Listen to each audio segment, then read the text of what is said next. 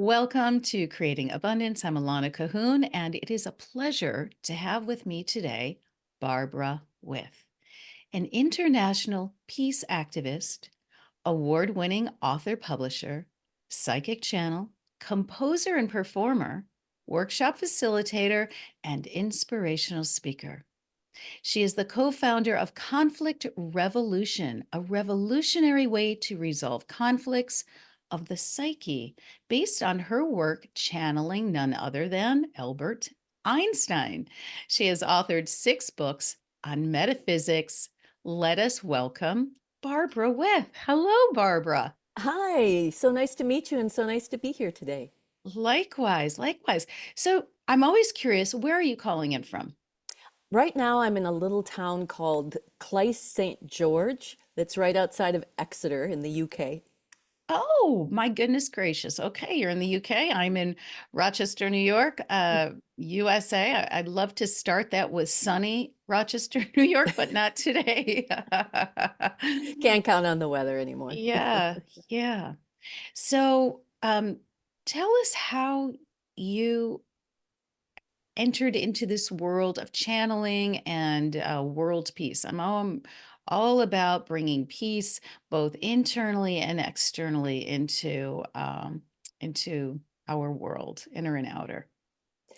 My journey has been a bit of a convoluted one, and it started out with music, actually. I was a musician very, very young. I started playing piano when I was 5. I started writing songs when I was 13. And by the time I got out of high school, I went right out on the road. I had 2 full sets of original material, and I got myself into rock and roll. And all I ever wanted to be was a rock star. But I say the process of writing music was really my introduction to channeling because I would go into the nothing and listen for the song and then kind of pull it through. And also in high school, I started to see a woman who was a channel. We didn't call them channels back then, and it was so far back that we didn't even have portable recording devices. But she said she was an antenna, and she was just picking up my higher power and talking back to my human mind. And her information was really, I would, looking back, say it was all about self-love, which was something that I desperately needed at the time. And I studied with her for many years. So when I started to automatic write, sort of spontaneously, this was 1967, I knew what it was, but it was still kind of amazing to me that I could do this. And when I asked them, "Who are you?" and the answer was sound. And I thought, at that age, I thought, I've been working with sound my whole life. I'm okay with that because I thought of being an antenna. So I did that for many years. And then in 1993, I wanted to do groups. I thought, what would this voice of sound say to a bunch of people? And some women were referred to me for readings back then who kind of were a little group of their own. And Kim and Teresa were the 2 kingpins, the queen pins of the group. And so we got together in December of 1993, and I did my first channeling of a group with them. And that was the beginning of everything. Hmm. And that work, when they asked in a reading, "Who are you?" they said, "You can call us angels." Aw. And I know you would think that would be a lovely thing, but I was kind of suspect. After all these Wisely years, so. right? The whole thing about, they come disguised as angels or whatever. Sure. But what these angels said to us was that they had this revolutionary way, they thought, to resolve conflict first within us that was then going to lead to this byproduct of world peace. But they needed to test it. And we apparently had volunteered and were chosen to be the people to bring the message for us. Not just that, but then to take that information. And when we had our first fight, use it on the conflict. Ah, how interesting. Uh-huh. And it was such amazing work. We decided we didn't care if it was the Easter Bunny telling us this, that it was changing our lives so profoundly. And so we published our diaries, Diaries of a Psychic Sorority, Talking with the Angels. That was 1997. Mhm. And it is the true story. And it's the transcripts from those master sessions. There are step by step instructions for world peace, one person at a time, starting with ourselves. And I started teaching conflict revolution, we called it, in Okay. 1999. And we called it revolution not only because it was really revolutionary, what was happening when we would do this. So, for example, after our first conflict, where we got out the transcript and had this sort of aha moment where we all shifted from pointing our finger at each other to coming to the table and saying, okay, here's what I can do. And then Kim would say, okay, and here's what I can do. Yeah. What happened for me was that night I was playing a gig in Minneapolis at this hotel, and there was a particular waitress who wanted nothing to do with me. She was as cold as ice. I'd played at this place for 2 years, and she never said a word to me. She just was cold. I walked in that night. She could not get enough of me. She wanted to give me Patti Smith tapes. She seeded my tip jar with $20. She just talked and talked and talked to me. And I realized this is what happens when we change within. Mhm. It naturally manifests differently without it's nothing I could have Yes. gone at Yes. her to say, Mhm. hey, how come you don't like me or any of that. So with that basis, I created this workshop called Conflict Revolution and began training in 1999. And back then I was doing it at a women's economic development organization in St. Paul, where I worked for women in the trades, Mhm. anger management, personal empowerment, because it's kind of all the same. Once you get your insides aligned, you can deal with all that. So I got ourselves a literary agent to see if we could shop our book to a bigger publisher. And she called me one day in 1998 and said, there's a tabloid in London. It's like a paranormal tabloid who are looking for an interview with Princess Diana on the 1 year anniversary of her death.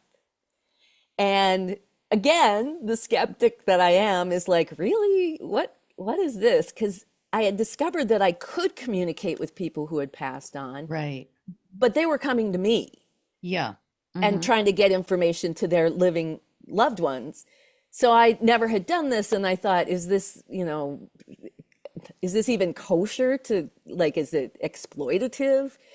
But I decided to do the interview, and I sat down and I typed everything. So I typed the questions, I typed the answers. So the questions were channeled as well because I didn't know what I was going to ask her.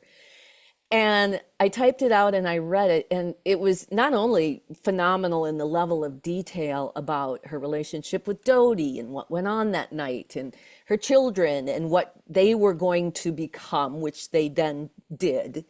But Yeah. her big message was if everyone who left flowers at the palace would make peace within, we would have world peace. And Mhm. I thought, Mhm. this is brilliant. Get this into a tabloid where you get 10 million, 40 million people. How many people can you inspire to be the peace? So did they publish your They work? did not. Ah. They flew me out to New York and spent 5 hours with me. Yeah. But in the end, I believe it's because she did not mention Camilla or Charles once. All right, I have to just pause here because you've just shared so much that I know. I love it. I love it. This is so much fun. First, I'm going to back up. I didn't realize that you were a songwriter, singer, performer because that's how I started. Really? Yeah, yeah. I always, I have a degree in theater and I spent 10 years in New York City as a singer, Oh, songwriter, and I'm actress. And jealous. well, but I never pieced together that spiritual outlet because as I wrote music, I never had to work at it. Writing a song, it was this beautiful melody would fill me, the words would pour out of me, and before I knew it, I had a song. So Exactly. I wrote many, many songs for years. And so again, and I'm we shared this. I'm a mystic intuitive. Another way that feels good to me to say very similar things about channeling and communicating with the spirit world. and having, and I love that you used skepticism, but I like to say, just as I've used this, I remember taking a meditation class back in the 80s in New York because I was wide open to the spirit world and I didn't know what to do with it. And this teacher said, well, if a stranger comes to your door, are you going to let him in? I said, no. And she said, well, then why would you let a strange spirit into your home or your space? And I'm like, oh, that's a really good idea. That's a really good question. So that started the process of me being discerning. And my daily meditation always starts with communicating with the sacred, the divine God, goddess. So, I think as we move into this world, we learn the relevance and importance of that, of working with the divine and the sacred. And I did notice that one of your books is about um, Christ consciousness and bringing that divine light within. It's not just the external Jesus, but it's that beautiful communion within, and knowing that that burning flame is in each and every one of us, and that's really touching in there is that inner peace. I'm going to give this right back to you in one moment, but you've inspired me with No, so no. many wonderful nuggets there. And it's that inner peace. It's always working within to then everything in our lives is a reflection of ourselves. And that has been probably my hardest lesson in life, but it's starting to make sense. Right? It makes sense. We do create our reality. So the more peace we can cultivate within ourselves, then the more peace we're going to generate and bring out in people like the waitress.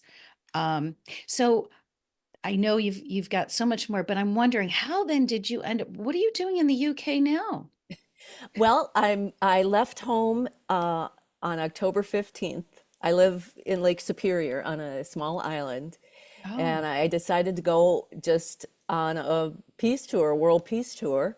I turned 69 this year, and I decided that I have this incredible body of knowledge, and I am a walking encyclopedia of it. And so I want to get it out into the world and be guided. And so that's what I've been doing. And in the UK, I decided to pet sit my way across the UK as a way to uh, provide housing for my World Peace Tour. So here I am in Exeter with four Labradors.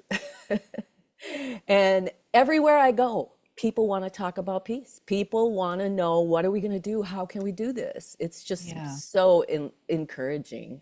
Beautiful. Beautiful. I interviewed another author the other day, Donna Maltz, known as Donna Mama, and she's growing her hair. And she said she won't stop growing her hair until there's world peace.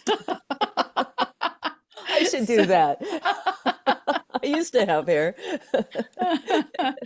yeah, it's essential. And there's something about, I think personally, that the feminine nature may very well be that essence and energy that creates the world peace. Yes.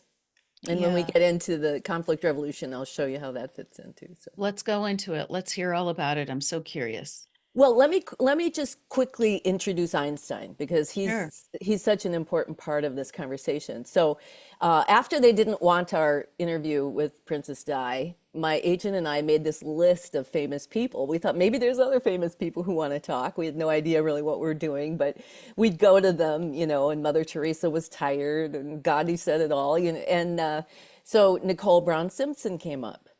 And that is Oh, also a wow. profoundly fascinating interview about the impact of racism and the abuse that she took in her own life. But when we got to John Kennedy, he said, "This is not your idea. This is our idea. And we're going to tell you who's up next in the queue." Oh, And so next was Jackie O, and all of these personalities were covering aspects of culture. So Jackie O was about publishing, and then Einstein came up, and we didn't even have him on our list. I Yeah. mean, who doesn't love him? But I'm not a scientist or a mathematician. But when I channeled him verbally. This was the voice of my channeling. This was an ancient a kind of reverberation within me. This was sound. Yeah. And this went as far back as my songwriting when I was very young. Hmm.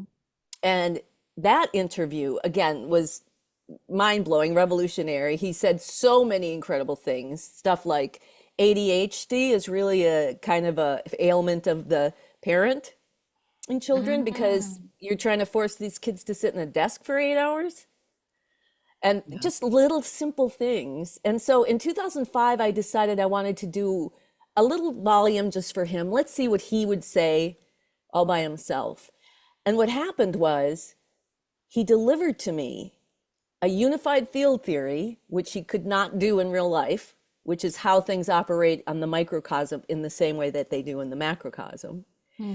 And it included a map of human consciousness that explained how human consciousness interacts with energy in order to manifest the physical world. Oh, And wow. then he gave us a scientific, quantifiable definition of compassion as the fifth fundamental force of the universe, the creative intelligence that uses the four fundamental forces to impel the creation of the universe one step at a time. I'm getting tingles. Compassion. That's it. That's the answer. So tell us, I I want you to tell us more, but also this information is in one of your books or several Yes. books. Yeah. Party of 12, the afterlife interviews. That's all the interviews with the Yeah. people. And then Imagining Einstein, Essays on M Theory, World Peace, and the Science of Compassion was my next book. And that was the book that got me first traveling all around the world, teaching and training and channeling and singing. And then I did after all of those years, and I think in 2016, I published Einstein et al. Manifestation, Conflict Revolution, and the New Operating System. That's really the complete definitive explanation of the unified field theory, complete with illustrations. And then at the end, it's conflict revolution and how to work conflict revolution. And this is all his theory of why conflict revolution works like it does. Why, when we align here to compassion, as we call it, that we naturally manifest in the physical world. And all of that is so profound. And it took me a long time to process that information. So in 2005, he said, the center of the source of everything is the center of the earth. And it operates like a black hole. And at the time, I was like, okay, so I have to go out in the world and tell the world that the center of the planet is like a black hole. I don't even know, I don't know science. I just want to be a rock star. So, but now I hear Brian Greene, a famous string theorist, you can look it up on YouTube, Science Time. He explains why it is the black hole is Yeah. probably what's creating our whole reality. So it's been proven through the years, but it's taken a while to do that. So yeah, that's how he came in here. And then when I started training conflict revolution in 1999, it was very simple. It wasn't what it turned into, explaining step by step how the physical world is created and how when we master this inner world, we change the manifestations in the outer world. So it really has stayed true to its roots, but it's just continued to expand in its evolutionary explanation. That's beautiful. That's really wonderful. So I'm curious. So you've said that you go out and you teach this to professionals. And Oh, how I is that teach to everyone. received? To everyone. Hmm. It's, I have to say that when we started this in the 90s, world peace was kind of a nice idea. And people, I would say probably 20% of my workshops had their big aha moment where they got it, like tingles. And another 40% thought, wow, this is really profound. And then the rest of them were like, now there's probably about 100% of the people who have their aha moment and get how to work the process and how it changes and transforms their lives. So, yeah, it's really and whether or not you continue to study the very specific steps of conflict resolution, I think the process is, because it is a unified field. It's everything. It's the theory of everything. So you're going to find everything that you do on those maps. You're going to see all the processes you do in that process. And I think that's what's so profound to me about it, is that it does enhance absolutely everyone's processes by showing them this bigger, incredible root of everything. That's awesome. So I have a question. How does just being you, being this magnificent, magnetic uh, human being, how does this affect your relationships in your life, your friendships, your partnerships, etc.? How does that make sense? Yes, Yeah. absolutely. Okay. Well, through the years, I have used this process to heal my life. Hmm. And I had particularly a long stretch, several years, where I was really taken with some mental health issues because this was all too much. I left my husband, I left my home to launch this work, and I had to use it. And it took me a while, but in the process of aligning myself to compassion, and we'll get into the divine feminine, which is the driving force of conflict revolution in the form of intuition, I learned how to self love. And I learned how, when my intuition says no, then my intellect, which is where free will decision making process actually takes place. We don't make decisions with our heart or our intuition. Intuition will impel us to take the next most advantageous step for the good of the whole situation, starting with ourselves. Yes. But intellect has been given the power to say no and to act differently than what intuition tells us. And Hmm. Einstein says that conflict between the divine feminine, which is intuition, and the divine masculine, which is intellect, is where all of the conflicts that manifest in the world are rooted. That is the root. Mm.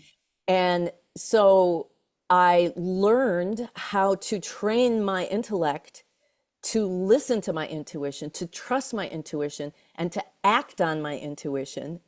And that affected all of my relationships, because I had so many relationships, like we all do, where we say yes to them when we know we should not be saying yes to those people, but we say yes to them because our intellects will talk us, well, you can't, they're going to think you're this, so that's, I have to be a good person, blah, blah, blah.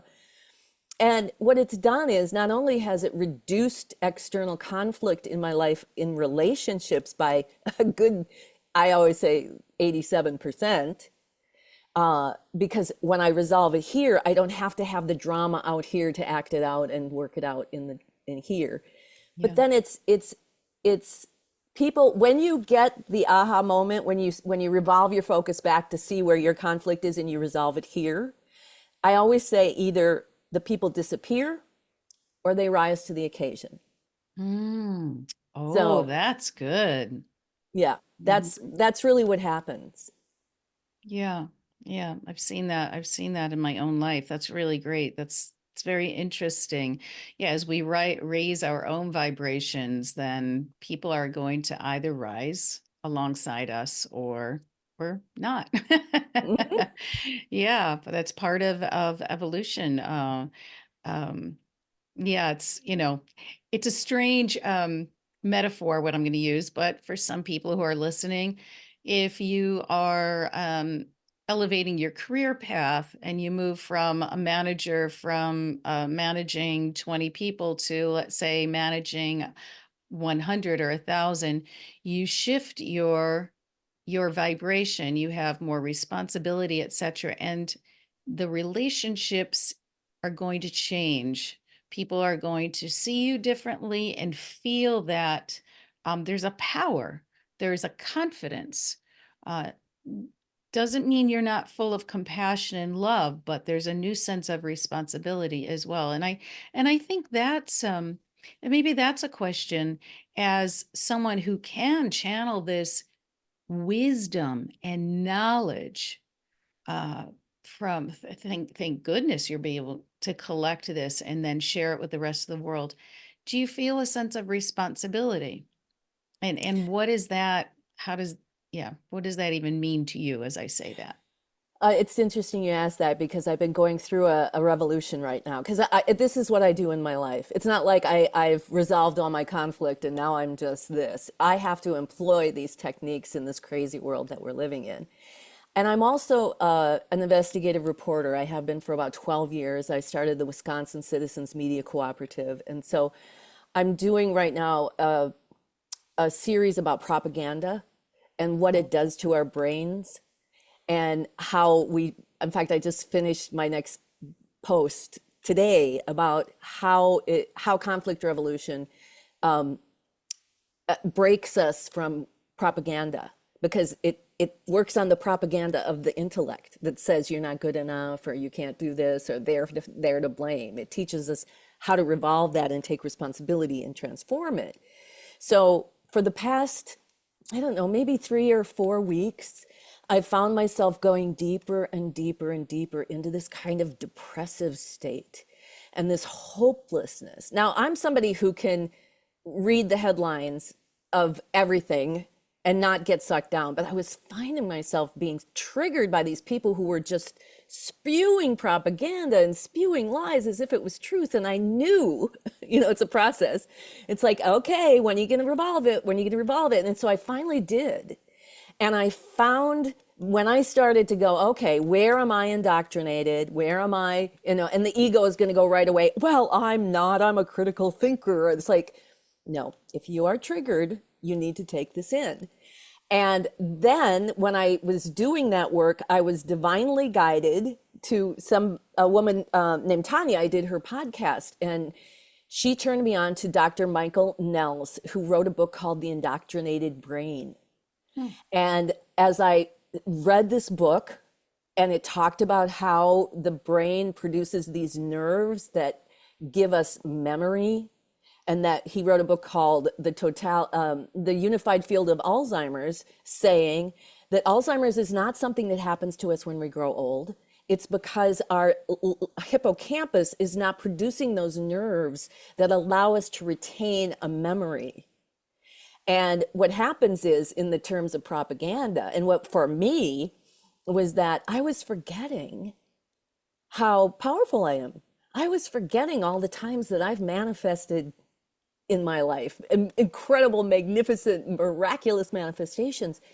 And it explained to me what was happening to me, so that to a point where then I could say, oh, wait a minute. And he gave a very clear, simple way to, break the pattern. But for me, it was about, because he said fear stops the hippocampus from producing these nerves.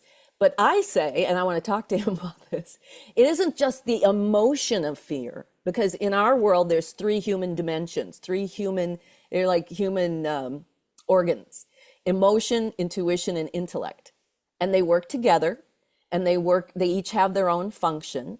And so when emotion, like depression or anxiety, whatever, flows up the wave, and it hits intuition that will tell us to feel and breathe or whatever is good for the whole. It's when those emotions marry to those thoughts and become that reality, that's where I think it hits the hippocampus and stops the production of that of the nerves that we need. So when we break that, we don't want to stop feeling and breathing all of the emotion. We want the unified field of emotion to move through our system, but we want to redirect it so it marries itself to other thoughts. And it's basically what he was saying, but not not quite in that detailed way. Can you give us And an example of that? Like just like a tangible example of having a feeling and this feeling moves to the intuition and then it just what you said. well, I had a conflict once, very briefly. I had a boss who I was in property management, and he never got cleaning help. And so every time the place needed cleaning, I had to be the one to go clean, and I had this bad shoulder and this bad back, and so the emotion of frustration and anger would rise up, and it would marry to this thought that my boss doesn't care about me. He doesn't care one bit about me. He's lying to me. He keeps saying that he's going to get help. And I was stuck in that. And Yeah. so when I finally said, okay, let's revolve it. Okay, so he doesn't care about your physical feelings and he lies. All right, I'm going to revolve it around. You don't care about your physical condition and you lie. And of course, the intellect and the ego goes, wait a minute, I've been to the chiropractor and I've done this and that. But I knew, I knew there's something. And it turned out that I was having this revolution where I was feeling and breathing the anger. And I was kept blaming him. And I went out, I had to clean this house. And I was even mad. And it was in mid window wash when I was watching myself use the arm that I claimed he didn't care about to do the work that I said I wasn't going to do. Yeah. So there I was, the liar who wasn't taking care of my body. Mm, And so okay. when I stopped and said, okay, intuition, what should I do? And the answer was, make yourself heard. So I drove back into town. I took him out of the office. I sat him down and I said, look, I have been lying to you. I say I'm not going to clean and I clean every time. It's over. You find somebody, or I'm going to give the people your phone number when they get there and the house is dirty. And he's like, okay, okay. And we walked back to the office, and Ileana walked in the office and said, I hear you need a maid. And it was never an issue again. And There that it is. revolution, though, that, led to a lot of other changes in my life that I didn't anticipate Yeah. because I had to stop lying to myself about a number of things, including my marriage. And I still love my ex-husband. We are very, very, very good friends, but we weren't meant at that point. We were distracting each other Hmm. from, we wanted to go different directions. So Yeah. it leads to other realizations when you stop to really take care of yourself. Self-care. Self-care equals empowerment. That's my new motto. That's very helpful, and it's a reminder also that blame never ever serves, and to release that blame and to go. It just when you let go of blaming someone else and then say, okay, how am I feeling? What are my feelings around this? How do I shift that? Oh, by speaking up, by saying, creating a boundary. I'm not going to do this anymore. I said I wasn't going to, and yet here I am. Yeah, so that's really cool. I just love everything that you've been sharing. Let's see, one other question. I think I'm curious. Um, when do you have a meditation practice? And before you begin the act of channeling, um, what do you have a process or what's I I don't have a complicated meditation practice. I have small things that I do meditatively that mostly involve feeling and breathing. Mhm. So that, like, when I wake up in the middle of the night and there's anxiety or what have you, I do box breathing. And then we step into our witness so that we can observe what we're thinking, what intuition is telling us, and what emotion is there. And what I love about this work is that it's something that I do all day, every day. I am witnessing myself. I know that when there's a trigger, here's what I have to do. Mhm. But I do start the day every day religiously with my gratitude. Thank you for another day of the most miraculous life I ever could have dreamt up. And I fully intend to make this the most magical, mystical, miraculous manifestation of a day that I possibly can. And before I channel, I have a little prayer that I say. But honestly, at this point in my life, and especially after studying this science, the science of compassion and the maps and how things work, I feel very plugged into that map most of the time. Hmm. So it's not that I'm bombarded by entities or Einstein's always bugging me, but I'm always aware that there's this bigger picture Mm, going on, and that I'm then painfully aware of when I'm not aligning myself to compassion, and I yeah. have these processes to get myself back on track. Well, this is just beautiful. Thank you for sharing that. And could you just share with our listeners how they can follow up with you, reach you, maybe listen to or get your books, etc.? Yes, synergyalliance.llc is the big website with absolutely everything on it. And the book that you mentioned, Second Coming, Awakening the Christ Within, that's my psychic sorority sister, Kimberly Phelps. That's her book, but all my books are there. BarbaraWith.com is my own personal website. It also has my journalism and my work with propaganda going on there. And if your listeners want to reach out to me at Barbara With, just go to the contact information and say, I heard you on Alana's show. I'll happily offer a 20% off of a reading if they'd like to have one. And Barb With, BARBWITH, that's my music website. Ah, And my YouTube channel, which is Barb With as well, I have hundreds of channelings and sessions that I've done through the years on that. And if you wanted to go to partyof12.com, it's not officially retired, but I probably started that in 2008.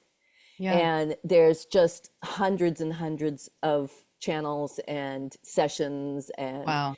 yeah, so it's all Awesome. there. Hmm. That's amazing. Thank you very much. Contact information is in the show notes. Please go ahead, visit, follow, like the session, and we look forward to seeing you at the next Creating Abundance podcast. Until then, namaste.